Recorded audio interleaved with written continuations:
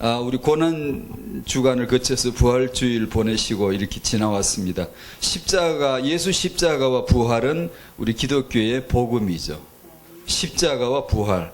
저는 부활절날 메시지 제목이 정말 죽고 정말 살라 였습니다. 십자가로 죽고 부활로 살아야 되죠.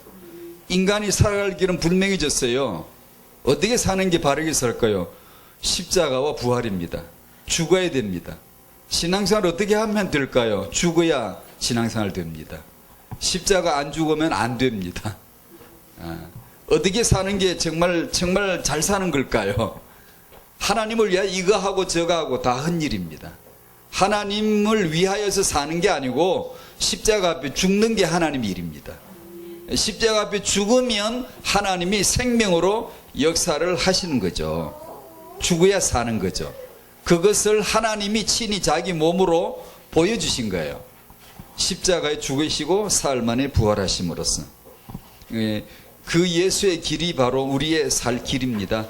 자아가 죽지 않은 자는 살 수가 없어요. 신앙생활하는데 나는 왜 잘 안 될까? 잘 되는 사람 없어요. 다 똑같아요. 왜 안 될까요? 죽지 않으면 안 돼요. 안 죽으면 못 삽니다. 죽는 사람만 삽니다. 십자가를 아는 사람만 사는 거예요. 절대로 다른 방법 없어요. 신앙생활이 잘 되고 세계복음화 십자가에 죽어야 되는 거예요. 주를 위해서 잘 살라 그러면 다들 잘 살아요. 노력은 잘합니다. 주를 위하여 계명을 지키고 이거 하라 저거 하라 그러면 다들 폼 잡고 해요. 그리고 한 거 피 내려 그러고요. 여호와를 위하여 극진한 사랑을 표현하고 지키라는 계명을 착신 잘 지킨 사람이 바리새인들이에요. 근데 예수님이 오셔서 독사의 새끼들이라 그랬어요. 그러시면 안 되잖아요.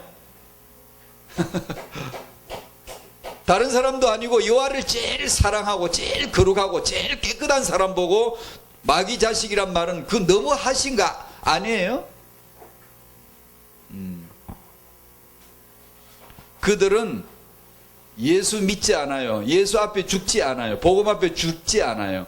자기들이 살아서 여호와를 위하여서 금식하고 하나님을 위해서 전도하고 하나님을 위해서 살아가고 다 계명을 지킨다고 했던 자들이에요. 그들은 곧 마귀예요. 마귀. 그럴 줄 몰랐지, 그죠? 해도 그럴 줄은 몰랐잖아요.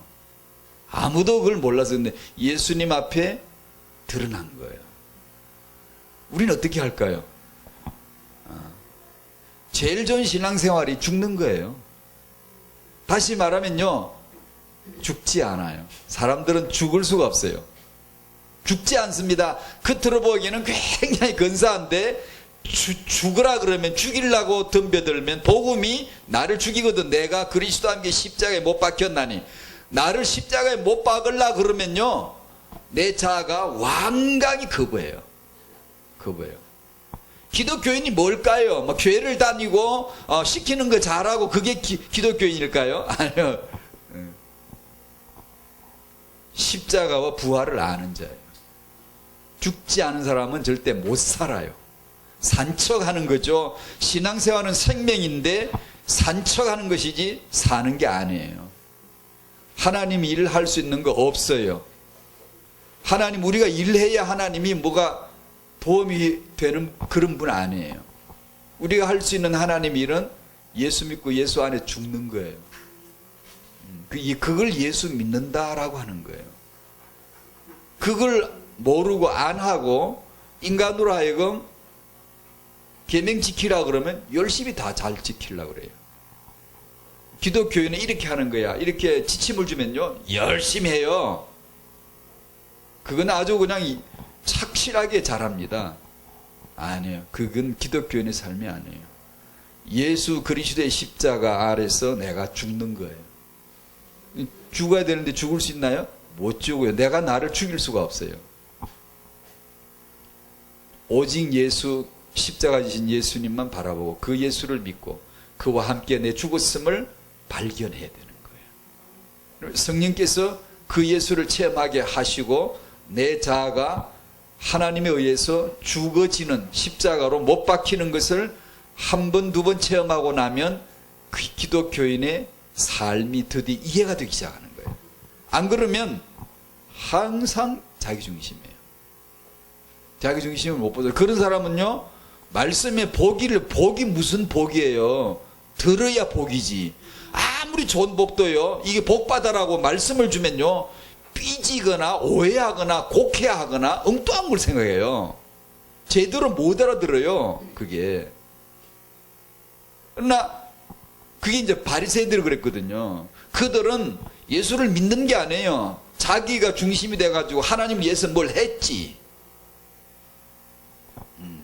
그러나 죄인들, 장녀들, 이게 뭐 병든 자들, 이런 사람들은 내세울 게 없어. 이미 자아가 무너져 버렸어요.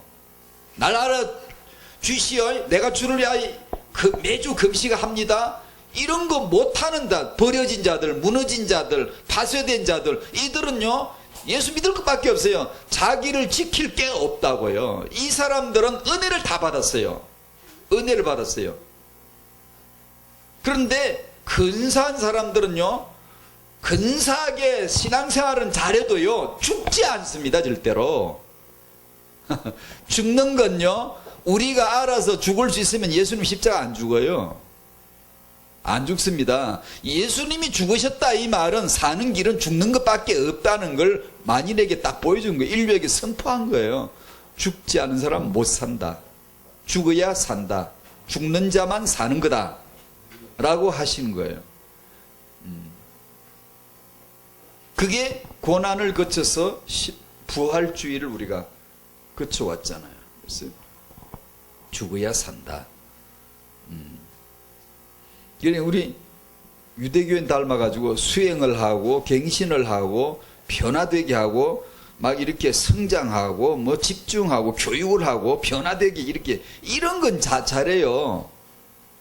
그건 종교의 주특기거든요. 그런데 죽어라, 너 죽어라, 예수 안에 죽어라, 너 죽어야 될 자임을 발견하라, 이것은요 성령으로 꼬꾸라지기 전까지는 체험이 안 돼요. 그게요. 그러면 항상 마음속에는 자기중심에 이게 왕좌가 자기가 딱 앉아있어요. 그래서 고난주일이 있고 주간이 있고 부활주일이 있는 거예요. 죽는 자가 산다는 진리를 선포해 주는 거예요.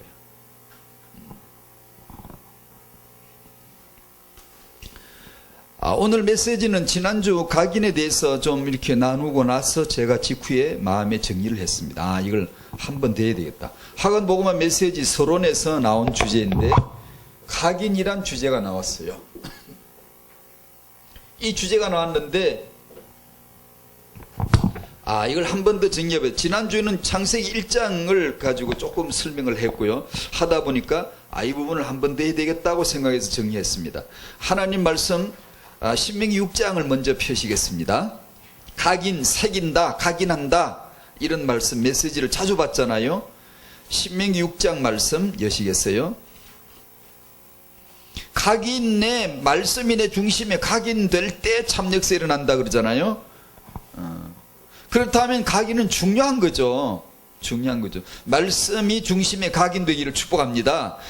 우리는 말씀이 언제 각인되던가요? 여러분 경험에 이런 묻는다면 언제 말씀이 각인되던가요? 이렇게 질문을 탁 던지 인터뷰를 하면 뭐라고 답하시겠습니까? 여러분 그런 거 있으셨죠? 언젠가 있으셨죠? 항상 그런 건 아니지만 그럴 때가 있었어요. 말씀이 내게 들려지고 착착 박혀 들어올 때가 있어요. 새겨져 버릴 때가 있어요. 그땐 그야말로 하나님의 역사가 일어나요. 내 안에서요. 저도 생생하게 알 수 있어요. 그렇게 됨과 그렇지 않음을 생생하게 구분할 수 있어요. 예. 자, 그래서 이 각인이 참 중요한데요.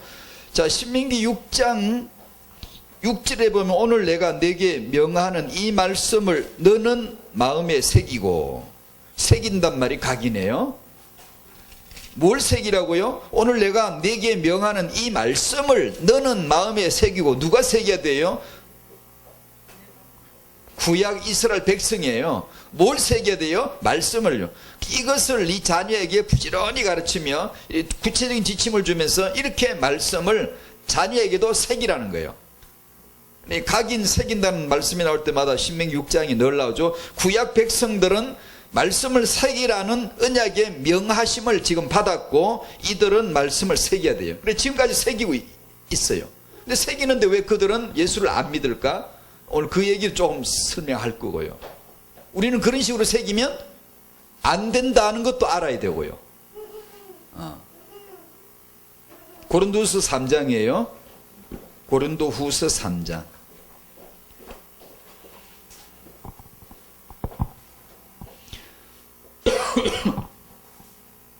자, 고린도후서 3장 3절을 같이 한번 봐요. 펴시고 같이 읽도록 하겠습니다. 시작. 너희는 우리로 말미암아 나타난 그리스도의 편지니 이는 먹으로 쓴 것이 아니요 오직 살아계신 하나님의 영어로 쓴 것이며 또 돌판에 쓴 것이 아니요 오직 육의 만판에 쓴 것이라. 아멘. 구약 신약을 대조해서 탁탁 바로 이마끼리 탁탁 붙여서 설명을 바로 해버렸어요. 너희는 우리로 말미암아 나타난 그리스도의 편지니, 그리스도께서 친히 쓰신 편지가 있다는 거예요. 편지라는 거예요. 그리스도께서 친히 쓰신 편지가 있는데 그 편지는 볼펜으로 쓰신 게 아니고 먹으로 쓴 게 아니다 이거예요. 요즘 말로 말하는 볼펜이에요. 이게 볼펜으로, 우리가 늘 볼펜으로 썼잖아요. 제게도 볼펜이 지금 제 양복에도 하나 있고 제 가방에도 하나 있고 늘 볼펜으로 다 씁니다. 볼펜으로 쓴 것이 아니요 먹으로 쓴 것이 아니요. 이게 구약이에요. 구약. 볼펜으로 쓴 것이 아니요 오직 살아계신 하나님의 영어로 쓴 것이다. 이게 그리스도예요. 복음의 신약이에요. 복음, 십자가와 부활로 말미암아 만들어진 완성된 이 복음이 우리에게 올 때는 하나님의 영으로 우리 안에 와서 써내는 겁니다. 쓴 것이며 또 돌판에 쓴 것이 아니요 구약을 말해요. 돌판에 새긴 것이 아니요 오직 육의 마음판에 새긴 것이다. 이렇게 하는 거예요. 쓴 것이다 이 말은 새겼다라고 표현하는 게 훨씬 더 좋습니다. 새겼다는 거예요. 구약의 돌판에 새겨줬잖아요. 비스게 보면 글자를 새기잖아요. 십계명을 새겨줬잖아요. 율법을 새겨줬잖아요. 지금은 마음에다 새긴다는, 그렇게. 히브리서 8장을 한번 보십시다.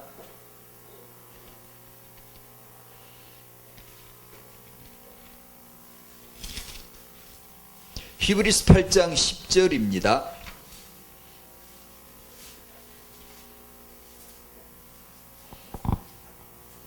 자, 이게 이제 보면, 자, 8장 10절 같이 읽어요. 시작. 또 주께서 이르시되 그날 후에 내가 이스라엘 집과 맺을 언약은 이것이니 내 법을 그들의 생각에 두고 그들의 마음에 이것을 기록하리라. 나는 그들에게 하나님이 되고 그들은 내게 백성이 되리라. 이 이스라엘은 궁극적으로 교회를 위한 그림자예요. 결국 지금은 교회 시대, 교회를 지금 얘기하는데 주께서 이르시되 하나님이 말씀하세요. 뭐라는 그날 이후 예수를 가리켜요. 십자가 이게요. 복음입니다. 십자가와 부활입니다. 그 예수의 그 성취된 복음을 가리켜요. 그날 후에 내가 주님께서 이스라엘 집과 맺을 언약은 이것이다. 어떻게 언약을 맺으시죠? 내 법을 돌판이 아니라 그들의 생각에 새겨주겠다. 먹으로 종이에 쓰는 게 아니라 그들 생각에다가 새겨주겠다. 그들의 마음에다가 이것을 내가 기록하리라. 기록하라가 아니죠. 마음에 새기라가 아닙니다. 네가 마음에 새겨. 내가 오늘 네게 주는 이 말씀을 너는 마음에 새기라가 아니에요. 저는 이방인으로서, 한국 사람으로서, 이스라엘 사람도 아니고 유대인도 아니고 여호와의 계명이 있다는 거 모릅니다. 한국에 살 때 하나도 몰랐어요. 불교나 알았고 형들 따라 절간이나 갔지. 아무것도 몰랐어요. 예수가 누구다 이게 설명 들은 적도 없고요. 성경 말씀이 이런 것이다 이런 거 들은 적도 없습니다. 유대인들은 그걸 듣고 마음에 자기 그 말씀을 새기는 역사를 가지고 있지만 나는 아무것도 없었어요. 그런 거 새기는 거 없었어요. 근데 어느 날 하나님이 제 마음의 생각에다가 이 말씀 언약을 새겨 줘버렸어요. 그걸 지금 얘기하는 거예요. 그걸 지금 내가 말씀을 공부한다든가 내가 말씀을 새겨야지 이렇게 집중해야지 아니 혼자 없다고요. 없는데 주께서 하나님의 말씀을 내 생각에 새겨 주리라. 네 마음에 이것을 내가 기록하리라 그러셨어요. 그대로 된 거예요. 그대로. 그렇게 해서 우리 마음에다가 한번 기록해 줘버리면 새겨 줘버리면 그 이방인은 그날부터 하나님의 백성이 돼버리는 거예요. 하나님을 금방 알아요. 압니다. 살아갑니다. 예. 유대인들은 수천 년 말씀을 새겨도 하나님 뜻을 몰라요. 지들 마음대로 해석을 했지. 여러분이 해석을 하면 안 돼요. 받아야지. 말씀을 받아야지. 앉아서 해석을 하기 시작하면은 끝도 한도 없어요. 이거는 엉뚱한 소리를 해요. 그냥 받아야 돼. 말씀이 임해야 되는 거예요. 하나님이 당신 생각에 말씀을 새겨 주시기를 바랍니다. 그래야 되는 거예요. 은혜를 받는다는 건 이걸 갖는데 우리 기독교 용어로 말하면 은혜 받는다는 거예요. 은혜 받는다는 게 내가 응답받았다는 게 내 문제가 해결됐다는 뜻이 아니에요. 그거 너무 곡해하고 있어요. 이 다 뜯어고쳐야 되는데 이거 어떻게 하면 좋지요? 왜냐하면 이 용어들이 왜 중요하냐면 말씀의 본질을 드러내는 문장들 이음새이기 때문에 그것들이 잘못되면 늘 사람들 마음에 뭐가 들어가냐 인본주의가 서럭서럭 스며들어가는 깊이 착착 박혀버려요. 그 문장들 용어 선택 이런 것들이요 다요. 안 그런 것 같습니까? 아니에요. 전부 다 그렇게 박혀버려요. 내게서 예수가 그리스도이심이 나타나지는 것. 그래 내가 예수만 그리스도야 라는 것을 발견되어져. 그것이 내게서 나타나질 때만 응답된 거예요. 내게 고난이 있을 수도 있고 사라질 수도 있고요. 내게 문제가 해결될 수도 있고 안 될 수도 있고요. 그건 아무 상관이 없어요. 오직 예수만 믿어야 되는 거구나. 오직 예수만 그리스도시구나를 깨닫게 해주는 사연들, 사건들 모든 것들이 이렇게 주어지는데 그때 예수가 내가 믿어질 때, 예수가 드러날 때, 예수 외에는 다 가짜야 라는 것이 밝혀질 때 응답받았다라고 하는데 사람들은 자기 어떤 문제가 해결되거나 자기가 바라는 대로 이제 풀리거나 하면 응답받았다고 그래요. 응답은 예수입니다. 하나님의 응답은 예수입니다. 하나님의 계명은 예수입니다. 예수. 하나님의 말씀은 예수의 예수. 그래서 그 예수를 믿으면 다 도통해버린 거예요. 다 끝나버린 거예요. 사람이 예수를 그리스도로 믿었다 이 말은 더 이상 갈 데가 없이 다 끝나버린 걸 얘기하는 거예요. 학위로 말하면 학부로 말하면 더 이상 갈 데가 없어요. 이제 다 영원히 완전히 다 단번에 끝나버린 걸 예수 믿는다는 거거든요. 그게요.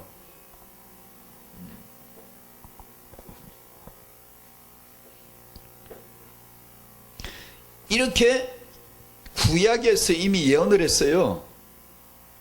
오늘 우리 신약 성도가 바로 이런 자들이라고.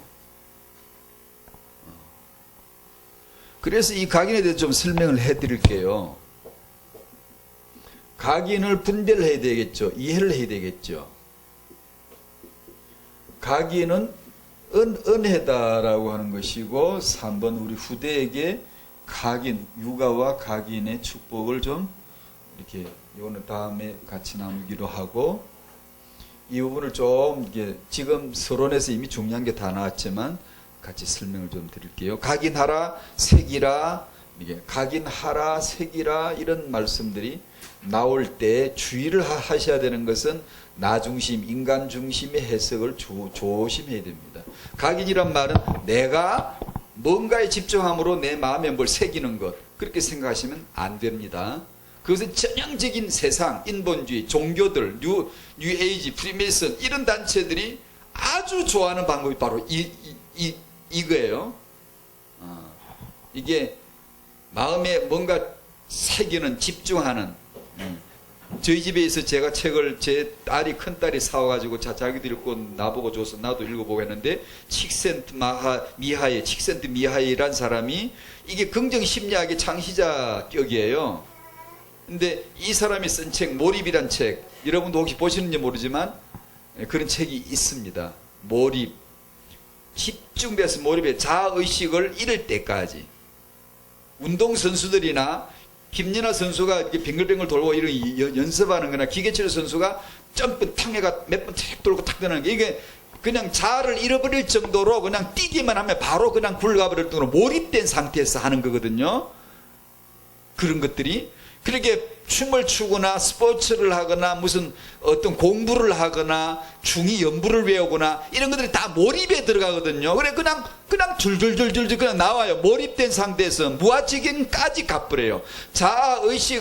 의식이 사라져가면서 나중에는 무아된 지경까지 들어가 버리고 그때 인간 능력이 극대화된다는 게 일반 심리학의 논리인데 맞아요. 홈플러스 회장이 쓴 책을 내가 한번 읽어봤는데 이걸 하고 있어요. 사업의 기막힌 아이디어, 이런 바짝 튀는 내 속에서 뭔가 탁 튀는 새로운 발상은 항상 이때 나와요. 이때 몰입돼서 깊이 빠져가지고 1시간 2시간을 깊이 앉아가 이렇게 몰입 들어갈 때 거기서 막 튀는 거예요. 그걸 메모를 하는 거예요. 아니면 녹음을 해 놓는다든가. 그래서 이 사업가들은 그렇게 해요. 그러나 대학자들은요, 몰입을 안 하면 학자 못합니다. 이게. 스포츠 선수도 그러고 다 이 단계가 있거든요. 프로가 되면 이게 극단적으로 이게 상위에 올라가기 시작하면은 다 이 인간 능력을 극대화시키는 방법, 집중, 몰입, 이 방법을 가지고 있거든요. 그래, 맞습니다. 모든 종교의 원리가 여기서 나온 거예요. 그건 맞아요. 우리 기독교의 복음은 자아의식을 잃으면 안 돼요. 자아의식을 분명히 하고 내 자아가 죄라는 걸 인식하고 십자가 앞에 죄를 회개해야 돼요. 무아지경에 들어가서 몽롱하게 영적 체험을 하는 게 복음이 아니고요. 자아가 내가 하나님을 떠났다는 걸 알아야 돼요.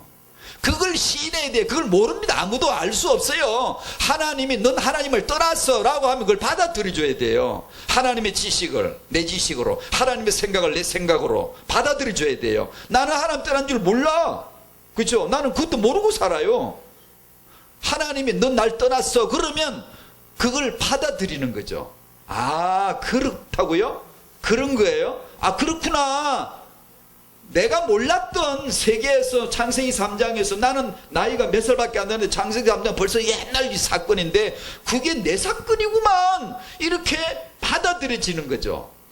그걸 듣고 복음의 말씀을 듣고 드디어 이제 믿는 단계로 그렇게 해서 시인하고 회개를 해야 되지, 무아지경에 들어가고 어떤 그 자아를 잃어버리고 이런 게 복음이 아니거든요. 근데 일반 종교는 인간 중심이기 때문에 인간 능력을 극대화하기 위한 방법으로 이걸 씁니다. 다 써요. 안 쓰는 데가 없어요. 그런 어떤 CEO나 이런 사람들 책을 봐보세요. 다 이거 합니다.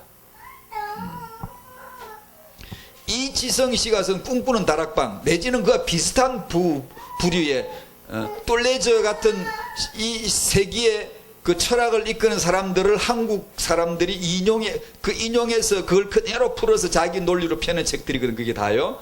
근데 거기 사상들은 그게 기독교인들이 그런 책들을 추천을 주고받고 그래요. 안 돼요. 그러면 안 돼요. 읽을 수는 있지만 내가 그걸 기독교인의 추천 도서로 오고 갈 책들이 결코 아니에요. 그게 다 인간 중심의 인간 능력 극대화시키는 방법들이거든요. 예수 필요 없어요. 그러려면 십자가 필요 없어요.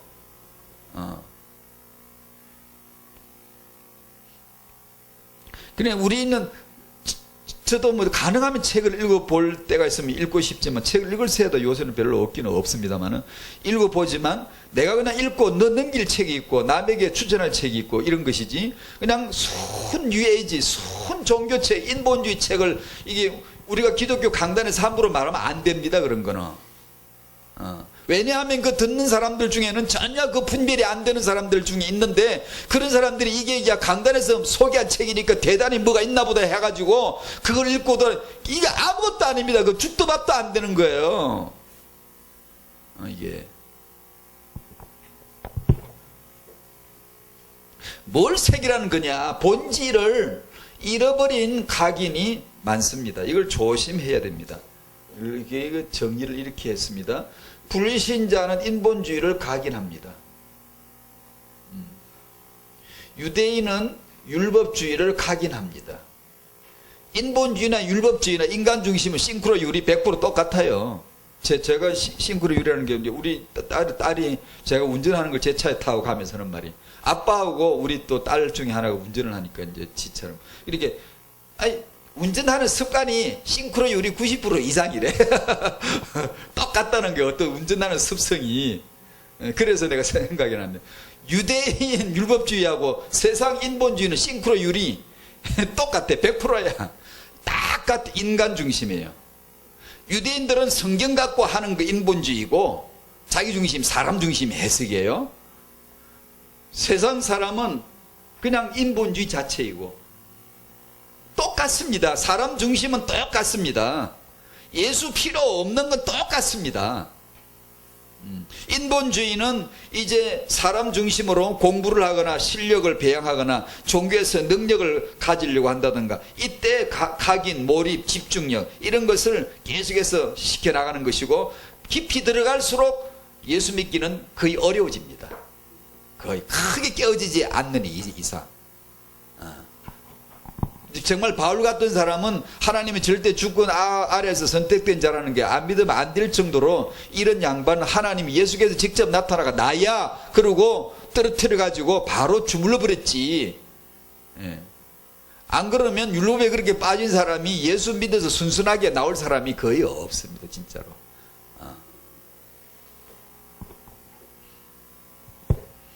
유대인들은 예수 믿는 것만 빼고, 그 하나만 딱 빼고 율법 말씀을 새기라고 했다고 해서 계속 새겨요.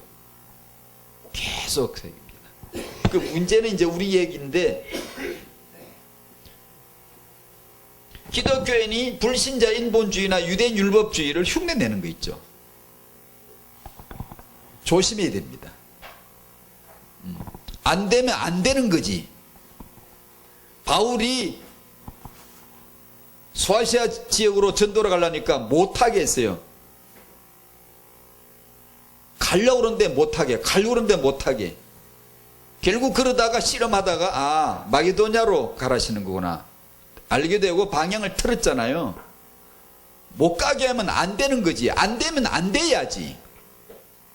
인간 능력을 개발하는 그런 인본주의 비슷한 방법을 써가지고 우리가 따라서 하거나 이렇게 할 필요가 없거든요.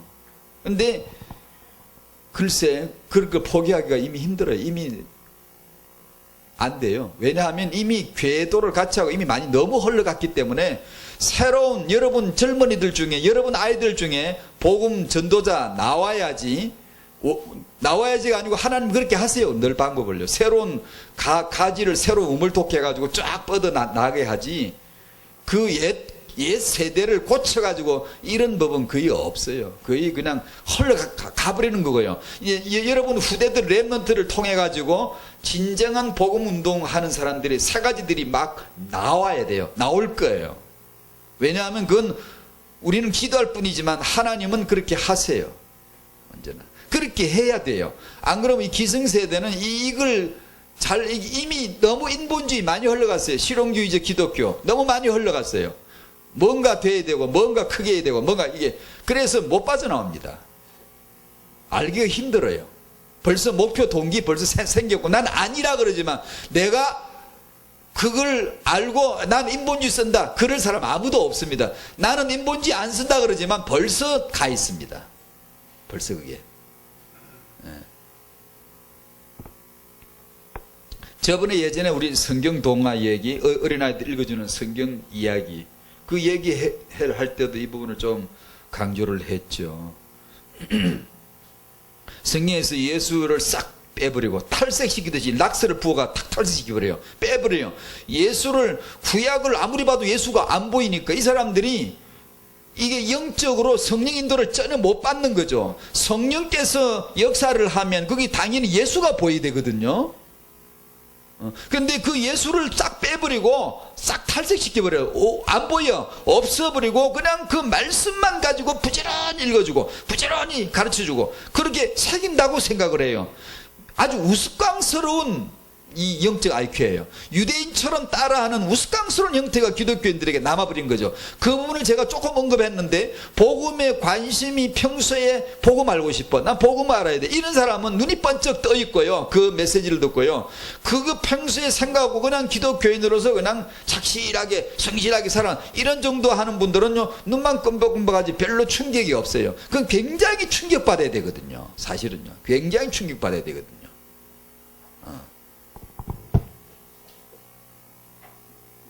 그래서 기독교인으로서 하는 말들이나 책들을 주의해야 됩니다. 그런 책 써서도 안 되고요. 그런 책들을 주의해서 잘 이렇게 봐야 됩니다. 오직 예수, 오직 복음, 오직 그리스도, 오직 언약, 이런 하나님의 언약이 나오지 않는데 언약이란 말을 써요. 굉장히 위험합니다. 신천지는 성경 안 쓰나요? 물론 그건 좀 극단적인 예예요. 이단이니까. 그냥 정통파 교단이라고 해도요, 예수란 말도 쓰고 그리스도란 말도 쓰고 언약이란 말도 쓰지만요, 사실상 언약이 아니에요. 그래, 이런 것들은 우리가 굉장히 충격적으로 분별해야 돼요. 조용하지만, 침묵하지만 깊이 있게 알아야 돼요. 그래서 우리는 왜 오직 예수냐, 예수만 그리스도시냐 라는 것을 말로, 행동으로, 사상으로, 생각으로, 메시지로 언제든지 이게 딱 중심에 와 있어야지, 말은 그렇게 하는데 내용에는 전혀 언약이 아닌 게 너무 수두룩해요. 그래, 이런 것들을 좀 아셔야 된다는 거죠. 그 내용을 좀 더 다르게 이제 진행을 하면 하나님의 뜻을 간과하고 자기 중심으로만 해석하려 하는 인간의 뿌리 깊은 습성이 있어요. 못 말려요. 그게 누구가 아니고 우리 다 저부터해서 전부 다 그런 뿌리가 있어요. 아까 십자가 부활했는데 여러분 죽을 사람이 있을 줄 압니까? 아니요. 설교하는 저는 잘 죽어서 그런 줄 압니까? 아니요. 자아는 못 죽입니다. 완강히 거부합니다. 누가 내 명예나 내 이름을 짓누르고 죽이려 그러면 전혀 없었던 것 같은 독사의 대가리를 착 지키들고 탁 덤벼야 됩니다. 저같이 용기 없는 사람은 대놓고 못하고 집에 가 이불 뒤집어쓰고 혼자서 독사가 나와가지고 독을 뿜고 앉았어요. 성질이 좀 거치고 이런 사람은 바로 면전에서 니는 뭔데 이렇게 대들지만, 저 같은 사람은 그렇게 못하고요, 착한 척 해놓고는 집에 와서 혼자서요 그냥 독을 막 뿜습니다. 그리고 내 위장이 빵꾸가 나는 거예요. 젊어서는 내 위장이 늘 빵꾸 났습니다. 진짜입니다. 이게 내 농담이 아니고 실제 전 그렇게 살았었어요. 근데 이제는 그걸 넘어갔어요. 이제는요 제 위장이 좋습니다. 지금은. 젊어서는 위장이요 안 좋았습니다. 늘 아프고요. 그 왜냐, 스트레스를 안으로 곱씹어서 내 안에서 자꾸 태우니까 복음을 못 누리는 거예요.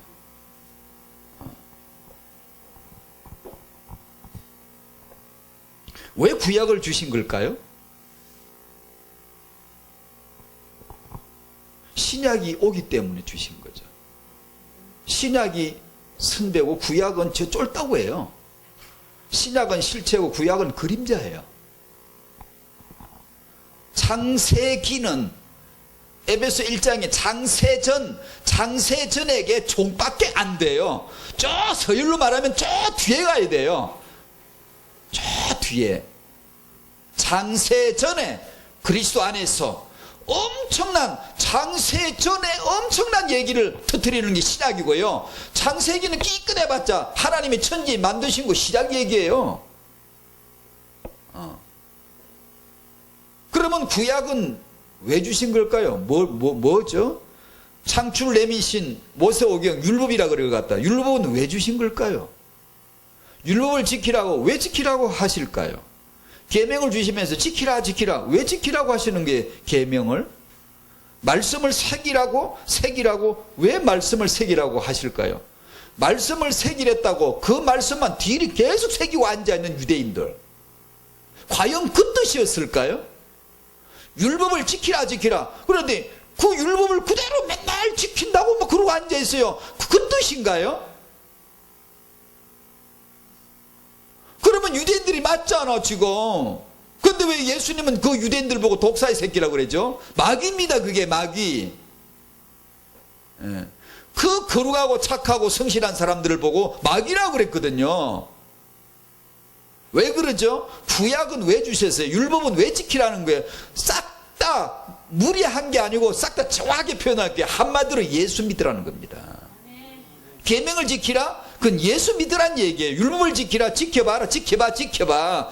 다 지키면 내가 복 줄게. 신명기 28장에 이 말씀대로 지키면 내가 복 줄게. 근데 신학이 우리 성도들 또 그걸 가지고 지키면 복 준다. 우리도 복 받아야지. 그런 게 아니에요. 그게 신명기 28장이나 등등 구약의 말씀을 지키면 복 받는다. 우리가 그렇게 해석할 말씀이 아니라고요. 그 말씀은 율법은 왜 지키라고 하죠? 넌 못 지켜. 넌 지킬 수가 없어. 지킬 수 없는 걸 지키라고 한 거예요. 왜요? 두 손 두 발 들라 이 얘기예요. 너 행위 중단, 네 스스로 하는 거 중단, 나 포기해. 넌 죽어야 되잖아. 넌 죽은 자잖아 라는 걸 확인을 딱 시켜서, 그럼 뭐 하죠? 나는 예수 믿어야지. 예수 믿는 거에는 너 살 길이 없단다. 이 한마디를 하고 싶은 거잖아요. 그게 전체 구약을 주신 이유고, 율법을 주신 이유고, 계명을 지키라는 이유고 그거거든요. 잠언을 주셨더니 잠언만 맨날 또 외우고 앉았어요. 또 그 잠언은 예수 믿으라는 겁니다. 그게 잠언은 예수입니다. 지혜는 예수입니다. 우리가 받아야 될 지혜는 예수 외에는 없어요. 상천하지의 천지 만물 중에 성인군자 다마 지혜는 예수밖에 없습니다. 나 지혜는 그러잖아요. 나 지혜는 그러잖아요. 그 예수 믿으라는 거거든요.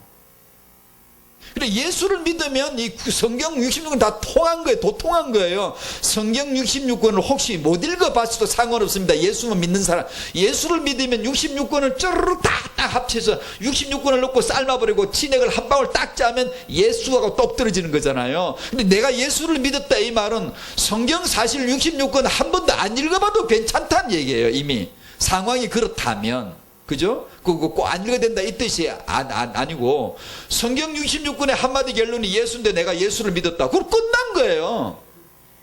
그 정도로 예수 믿는 것은 영원한 것이다. 영원한 완전한 것이다. 네, 그렇죠? 그걸 이제 우리가 알고 있어야 되는 거예요. 이게 신약 성도구나. 이게 복음 믿는다는 뜻이구나. 예수를 믿는다는 게 이런 뜻이구나. 이걸 알고 있어야 되는 거예요. 그렇죠?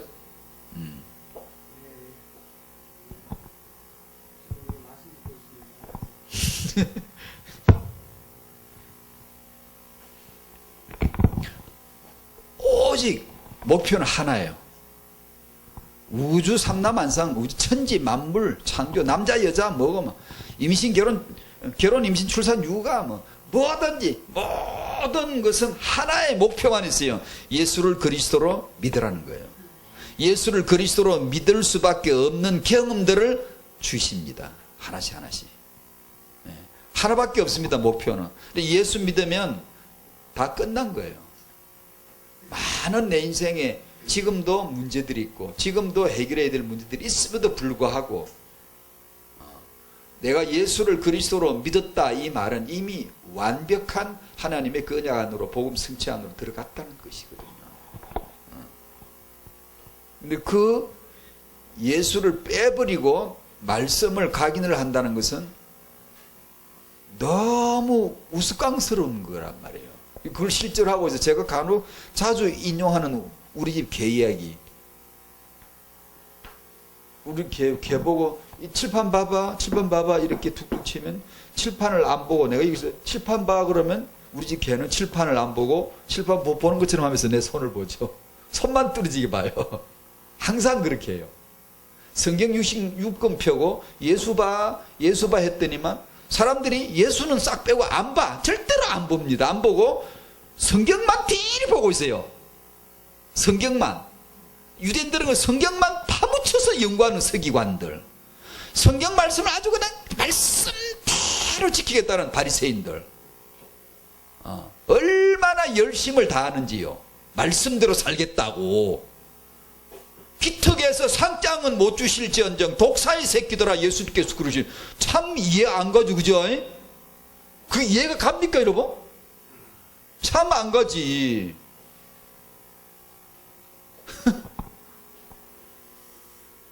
틀렸더라도 머리 한번 쓰다듬어 줘야 돼. 야, 참 너들 욕본다 그래. 틀린 거지만 틀렸더라도 쓰다듬어 주면서 참 수고한다. 그러나 진실은 이거였다라고도 얘기해 주면 좋잖아.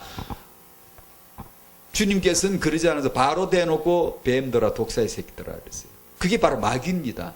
하나님 말씀에서 예수를 빼고 말씀과 장난치는 거예요. 그게 저 사람 말씀 잘 지킨다고 만약에 우리 신약교회 성도 중에 그런 식으로 신앙생활 하면 틀림없습니다. 인정하고 막 훌륭하다 그러고 막 다 그럴 거예요. 틀림없어요. 안 그럴 줄 압니까?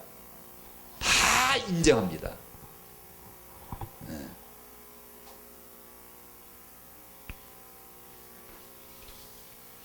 성경에서 이렇게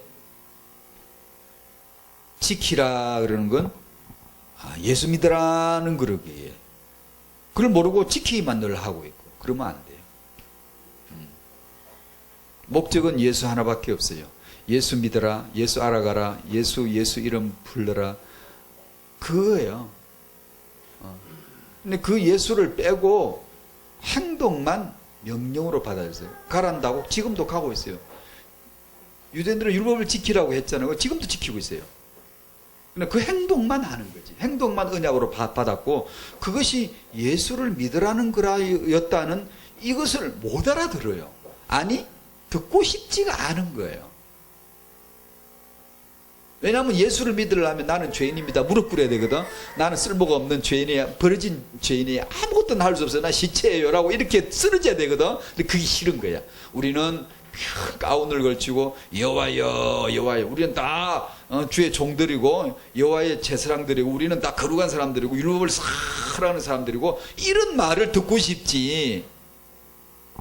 그러나 장녀나 죄인들은 그렇게 할 게 없거든. 그냥 바로 엎드려서 주여 나 주여. 다 은혜 받았잖아요. 다 은혜 받았잖아요. 한 사람도 배척한 사람이 있습니까? 그런 사람은?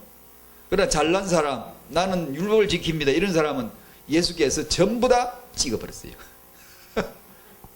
왜냐? 인간 중심이거든. 자기 중심이거든. 지자랑이거든.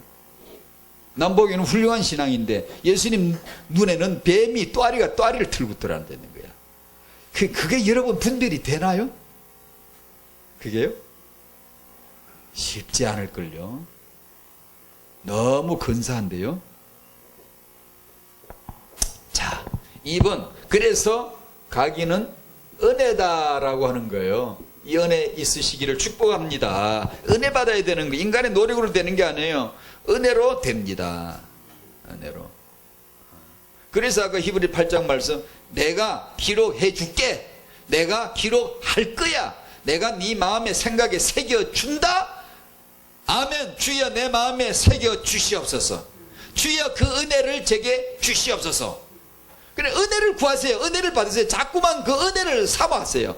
위로부터 임해야 되는 거예요. 내가 뭘 하는 게 아니라니까요.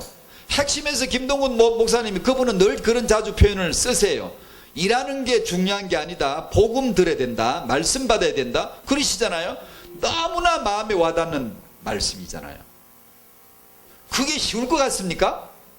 진짜 어렵습니다, 그게. 나도 뭔가 할 수 있는데 나보고 아무것도 하지 말라 그러면 정말 재수 없어지려 그러고 기분 나빠지려 그러고, 왜 날 보고 아무것도 하지 말라는 거야? 내 말씀만 들으라는 거야? 이게 상당히 어렵습니다, 여러분. 쉬울 것 같아도. 너 이거 해 저거 해, 그건 너무 쉬운 거예요. 예, 알겠습니다, 내가 하죠, 열심히 하죠, 이건 쉬워요. 근데 하지 말고 하는 것보다 말씀 들어야 돼, 은혜 받아야 돼, 이 말은 진짜 어렵다니까요.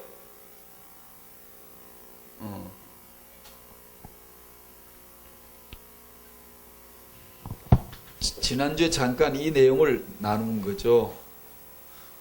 하나님이 이 복음을 우리에게 각인시키기 위해서 쓰시는 방법. 창세기 1장 2절 혼돈, 공허, 허감. 야, 이걸 창조를 하셨구나. 태초에 하나님이 천지를 창조하시니라 하시더니만 2절에 제일 첫 번째 하나님이 탁 들고 나오신 게 혼돈공허 흑암을 쫙 펼치신 거예요. 여러분 놀랍지 않습니까? 깜짝 놀라지 않습니까? 하나님이 완전하신 하나님, 선하신 하나님이 창조하실 때 제일 첫 번째 들고 나오신 것이 혼돈공허 흑암이에요. 여러분 너무 충격적이지 않습니까? 뜻밖의 너무 의외지 않습니까, 여러분?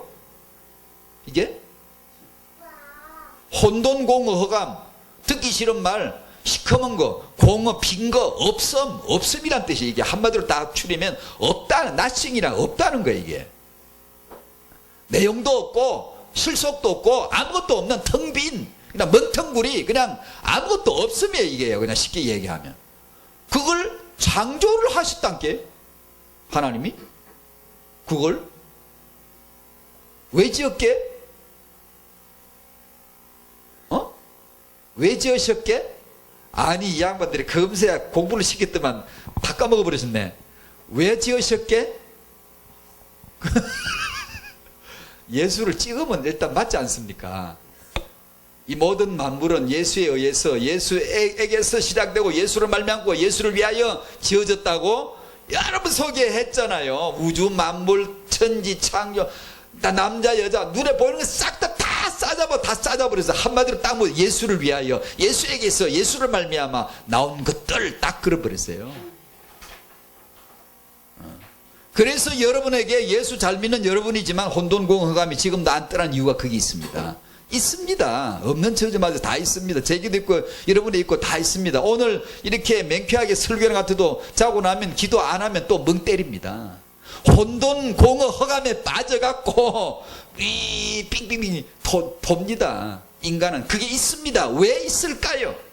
하나님의 영이 수면에 운행하시니라. 성령이 나를 탁 품어서 깨안아가지고 성령이 깨안으시면 뭐가 나와요? 빛이 나와요. 예수가 나와요. 예수 생명이 튀어나와요. 성령이 나를 품으시면 그거 하려고.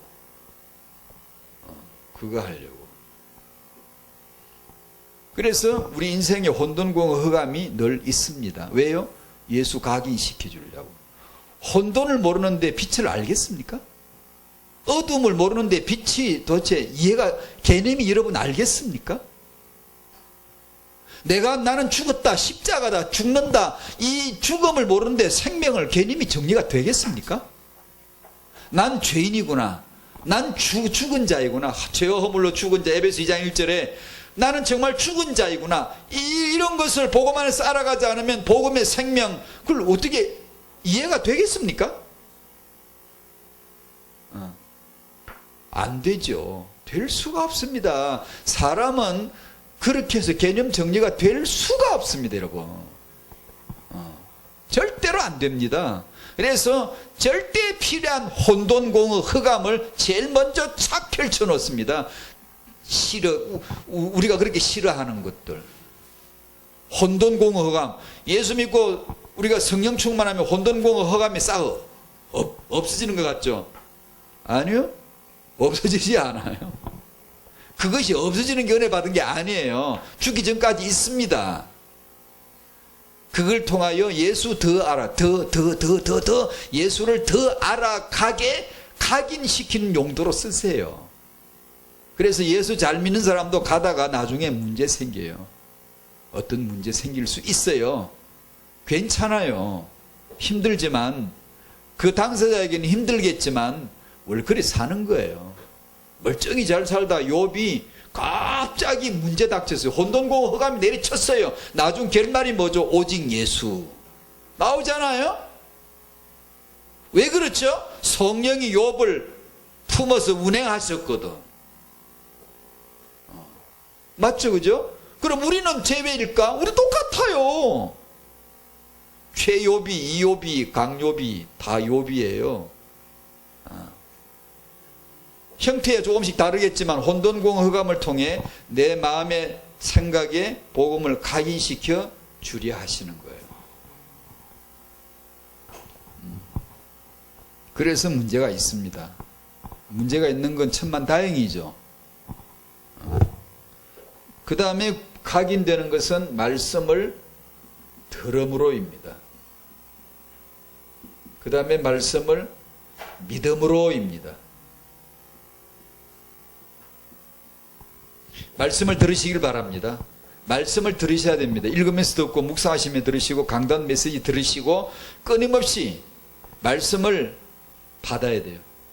들으셔야 돼요. 들음에서 나며, 믿음은 들음에서 나며. 내 음성을 듣고 문을 열면 이게 들음으로 말미암아 된다는 말씀들이 성경에 계속 나오는데, 사람은 말씀을 들을 때 말씀이 내게 각인될 수 있는 기회가 옵니다. 어떻게? 말씀께서 하세요. 예를 들어 말씀을 들을 때 믿음으로 말미암아, 이 데살로니가전서 2장 13절인데 믿는 자 속에서 역사하느니라. 믿는 자 속에서 역사하느니라. 말씀이 믿는 자 속에서 역사하느니라. 사람의 말로 받지 아니하고 하나님 말씀으로 받음이니. 진실로 그렇구나. 이 말씀이 믿는 자 속에서 역사하느니라. 말씀이 알아서 다 하세요. 말씀이 알아서 하시거들랑 그걸 따라가면 그걸 적용이라 실천이라 그러는 거예요. 말씀이 내게서 역사하신 게 아닌데 내가 알아서 실천하라 그러면 참 유교 믿는 사람들만 또 힘들어요. 그들은 아예 그거밖에 없으니까 철저하게 지키는 거거든요. 인품훈련, 수행훈련 하는 거거든요. 그럼 우리는 그런 종교적인 수행훈련이 그들보다 덜 돼 있잖아. 우리는 그런 중심으로 하는 게 아니니까. 그러니까 그런 삶으로만 따진다면 그들이 우리보다 낫죠. 나을 수가 있죠. 참고 극기하고 인내하고 이런 것들, 양반 걸음을 걷고 이런 것들이 우리보다 나을 수가 있죠. 그러나 그것은 인간 중심이잖아요. 우리는 뭐죠? 복음은 어느 날 말씀이 임하는 거예요. 말씀을 듣다가 말씀이 임하면 말씀께서 믿는 자 속에서 그분이 말씀이 역사를 하세요. 말씀이 내 안 들어오시면, 예를 들어 우리가 집에 들어와가지고 의자 바르게 놓고 청소 쓰슬고 닦고 하잖아요. 말씀이 내 집에 내 안에 들어오시면 그분이 의자 의자 비뚤어졌구나, 바로놔야지. 먼지가 있네, 치워야 되겠구나. 때가 찌네, 치워야 되겠구나. 그분이 말씀이 역사를 하면요, 죄 짓던 죄 안 지어져요. 사랑이 해져요. 하나님 사랑이 해져요.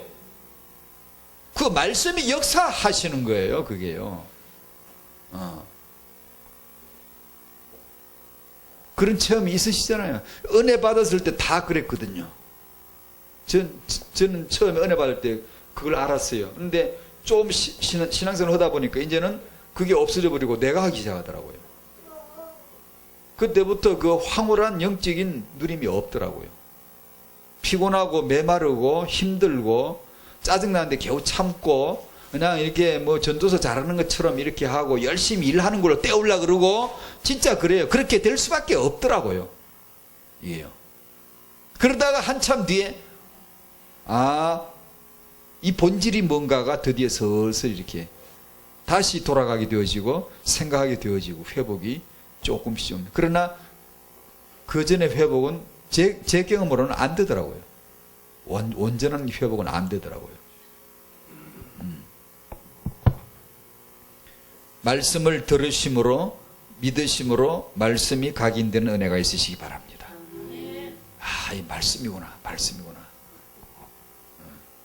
그게 내 영혼에 은혜가 임할 때 너무 생생한데, 말씀이시구나. 지금 말씀이 역사하시는, 이걸 알겠는데 이게 혼탁해지기 시작하면 그게 구분이 잘 안 가요. 이게 지금 말씀이 임한 건지 역사하는 건지 잘 모르겠고, 그 세월이 좀 오래 가버리니까 그렇게 굳어져 버리더라고, 사람이. 기독교인들이 그렇게 그냥 살아요. 근데 그렇게 사는 게 원래 기독교인인 줄 알아요.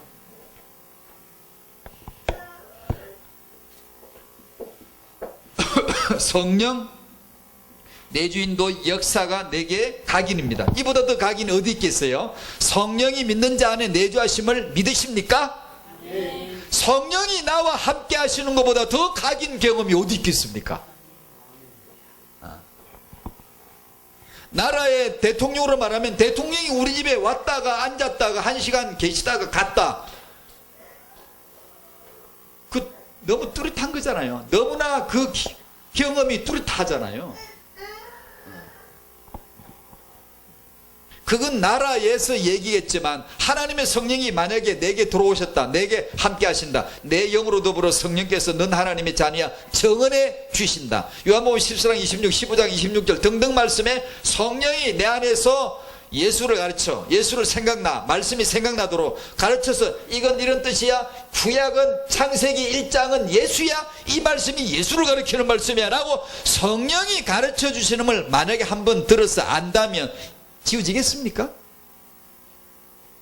그건 각인이라 그래. 그걸 갖다가요 안 지워집니다. 요한일서 2장 20절 27절에 기름 부으심이 나를 가르친다 그래. 너희를 가르칠 사람이 아무도 없어. 맞지. 성령이 가르치는데 누가 가르치겠습니까?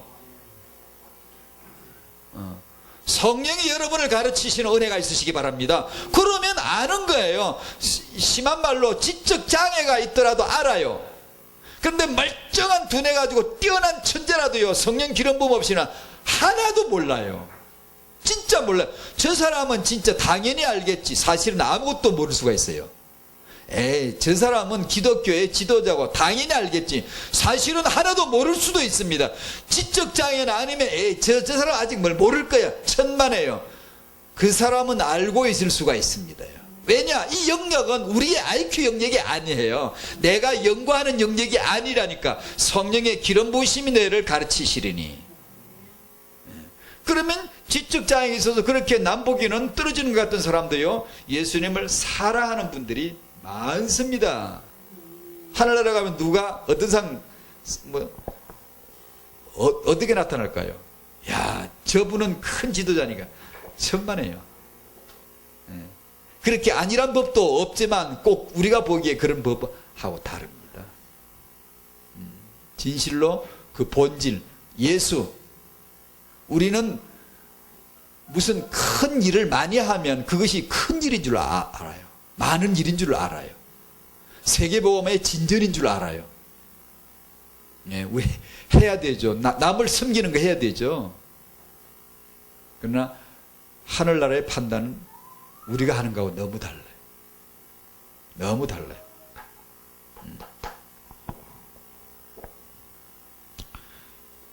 육아와 각인의 축복은 다음에 이어서 하기로 하고요. 말씀을 각인해 주시는 하나님의 은혜가 우리 모두에게 있기를 축원합니다. 축원합니다. 이걸 정말 사모해야 돼요.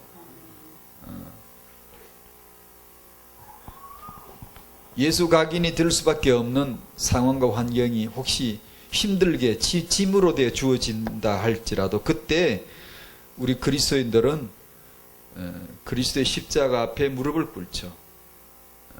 역주행하지 않고 그것 때문에 멀어져 가는 게 아니라 혹시 멀어지는 사람도 고무줄처럼 띵 갔다 오니까 탱 튕겨서 다시 돌아오죠. 여전히 십자가 앞으로 돌아와야 돼요. 그래서 예수 믿습니다. 예수만 그리스도이십니다. 이 고백을 할 수밖에 없는 거죠. 그게 은혜인 줄로 믿습니다. 아멘. 주여 감사합니다.